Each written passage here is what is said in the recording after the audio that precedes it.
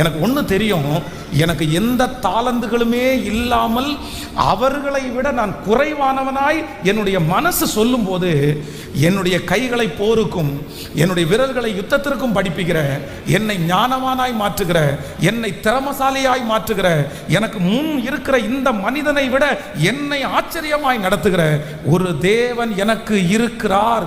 அவரிடத்தில் நான் கேட்டேனே ஆனால் நான் இவர்களை விட அதிகமாய் செய்வேன் என்று புரிந்து கொண்டு ஜெபம் பண்ணா, வேதம் சொல்கிறது, கர்த்தர் அவனுக்கு கேளாத ஐஸ்வர்யத்தை கொடுத்து அவனுக்கு முன் இருந்த ராஜாக்களை பார்க்கிலும் கர்த்தர் அவனை ஐஸ்வர்யத்திலையும் ஞானத்திலையும் கர்த்தர் அவனை தேறினவனாய் கர்த்தர் மாற்றினார்.